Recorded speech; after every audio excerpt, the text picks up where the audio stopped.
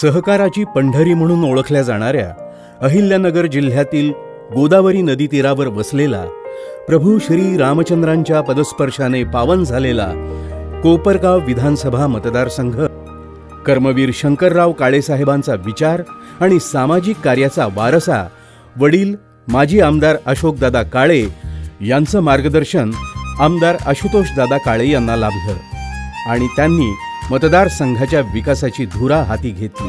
कोपरगावकरांचा हक्काचा आवाज बनत त्यांच्या प्रश्नांसंबंधी त्यांनी लढा उभारला. जनतेचे प्रश्न सोडवण्यासाठी ते नेहमीच आग्रही राहिले. 2019च्या निवडणुकीत राष्ट्रवादी काँग्रेस पक्षाकडून उमेदवारी मिळवत त्यांनी विजय खेचून आणला आणि समाजाबद्दल काळे कुटुंबियांची असलेली सामाजिक बांधिलकी जपत विकासाच्या नव्या अध्यायास प्रारंभ झाला. यामध्ये राज्य सरकारच्या माध्यमातून आणि उपमुख्यमंत्री माननीय नामदार श्री अजितदादा पवार साहेबांच्या पाठबळातून निधी मिळवण्यात ते यशस्वी झाले.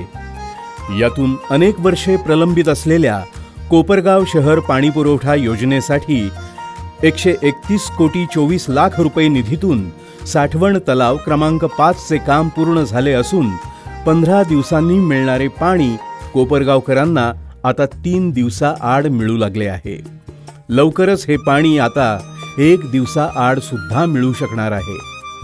ग्रामीण पाणीपुरवठा योजनेअंतर्गत 291 कोटीच्या निधीतून कोपरगाव मतदारसंघातील 77 गावांच्या पाणीपुरवठा योजनांची कामे प्रगतीपथावर आहेत. यामुळे पुढील वर्षभरात या सर्व गावांमध्ये प्रत्येक नळाला नियमित नळाचे शुद्ध पाणी मिळणार आहे. मतदारसंघातील सावळी विहीर फाटा ते येवला नाका, राष्ट्रीय महामार्ग 752G, देरडे फाटा, भरवस फाटा रस्ता, पुणतांबा फाटा ते पुणतांबा रस्ता, झगडे फाटा, रांजणगाव देशमुख रस्ता यासह ग्रामीण भागातील रस्ते बांधणी आणि दुरुस्तीसाठी 750 कोटी रुपयांचा निधी त्यांनी मिळवला. यातूनही कित्येक रस्त्यांची कामं पूर्ण झाली तर काही प्रगतीपथावर आहेत. यामुळे साहजिकच मतदारसंघाच्या दळणवळणाला चालना मिळाली आहे. यातून आर्थिक विकास साधून गावाबरोबरच शहरातील बाजारपेठ ऊर्जितावस्थेत आली आहे. गोदावरी नदीमुळे 2 भागात विभागलेल्या कोपरगाव मतदारसंघातील गोदावरी नदीवरील वारी येथील पूल, कोपरगाव येथील राष्ट्रीय महामार्ग 752G मध्ये मोठा पूल, देरडे फाटा ते भरवस फाटा रस्त्यावर चासनळी येथील पूल, तसेच धामोरी इथं गोई नदीवरील पूल, पूर्व भागात कोळ नदीवरील पूल या आणि अशा कित्येक पुलांची कामं आता पूर्णत्वास गेली असून काही प्रगतीपथावर आहेत. यामुळे पावसाळ्यात आणि पूरस्थितीत निर्माण होणाऱ्या दळणवळणाची समस्या कायमस्वरूपी मिटली आहे. कोपरगाव शहरातील शासकीय इमारतींच्या दुरुस्तीसह सुसज्ज नूतन इमारती उभ्या राहाव्यात या उद्देशानं दादांनी कोपरगाव शहरात शासकीय इमारतींसाठी 88 कोटी 15 लाख रुपयांचा निधी मिळवला. यातूनच दिवाणी न्यायालय, ग्रामीण पोलीस स्टेशन, कर्मचारी वसाहत, पंचायत समिती इमारत आणि फर्निचर, ITI इमारत आणि कार्यशाळा, तहसील कार्यालय फर्निचर, नगर परिषद इमारत, पशुवैद्यकीय चिकित्सालय, 25 तलाठी कार्यालय, अनेक ग्रामपंचायत कार्यालय आदी इमारती पूर्णत्वास जात आहेत. यातून कोपरगाव शहरासह मतदारसंघातील गावांच्या वैभवात भर पडली आहे.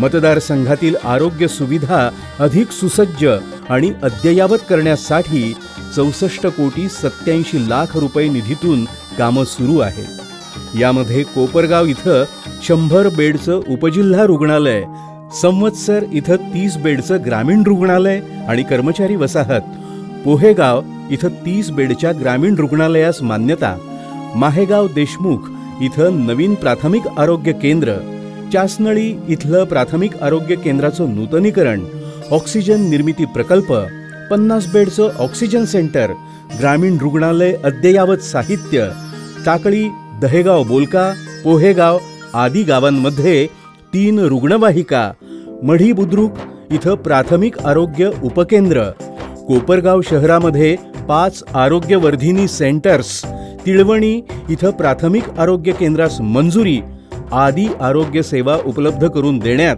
दादांना यश आलं असून यातली अनेक आरोग्य केंद्रांची कामं पूर्ण झालेली आहेत, तर काही प्रगतीपथावर आहेत। याचा कोपरगाव शहरासह ग्रामीण भागातील गरजू नागरिकांना फायदा होणार आहे।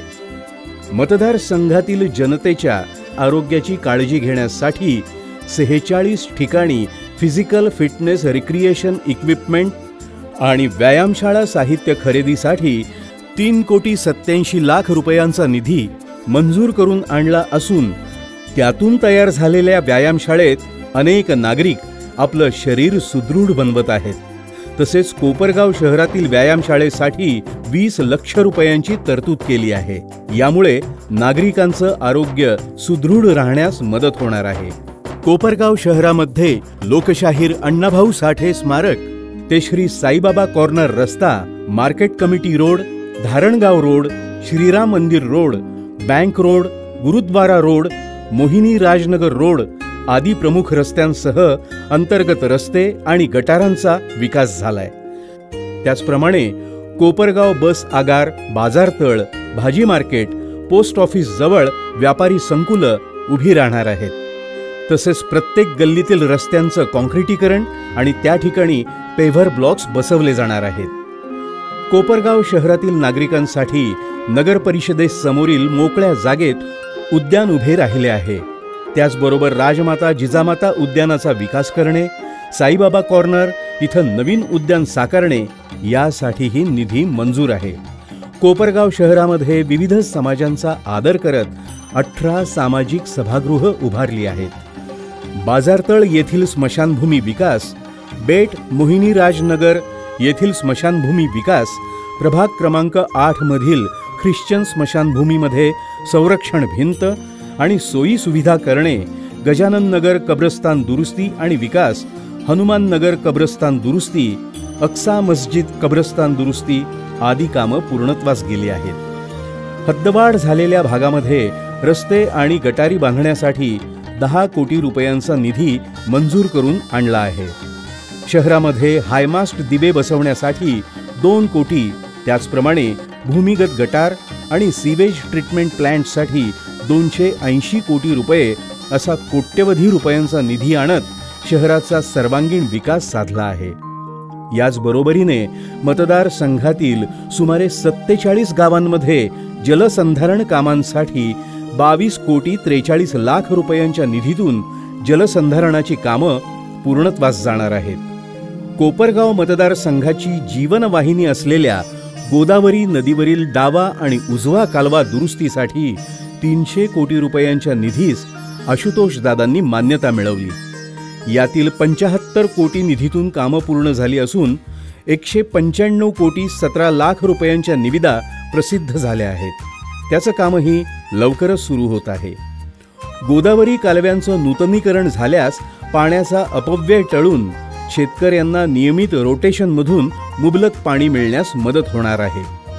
मंजूर इथं गोदावरी नदीवर असलेला कोल्हापूर पद्धतीचा बंधारा नदीच्या प्रचंड प्रवाहामुळे फुटला।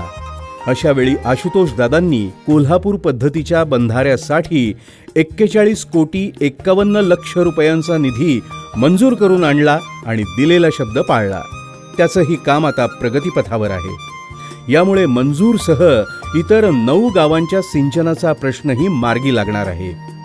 कोपरगाव तालुक्यातील शिर्डी आंतरराष्ट्रीय विमानतळावर नवीन रनवे, नवीन टर्मिनल, नाईट लँडिंग, कार्गो सेवा आदी सुरू करण्यासाठी 1517 कोटी रुपयांचा निधी आला असून त्याचंही काम युद्धपातळीवर सुरू आहे।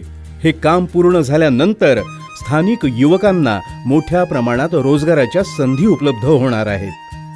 कोपरगाव रेल्वे स्टेशन अमृत भारत स्थानक योजनेत समाविष्ट करत रेल्वे स्टेशनच्या विकासासाठी 29 कोटी रुपये निधीतून मंजूर करून आणत रेल्वे विकासाला दादांनी चालना दिली आहे।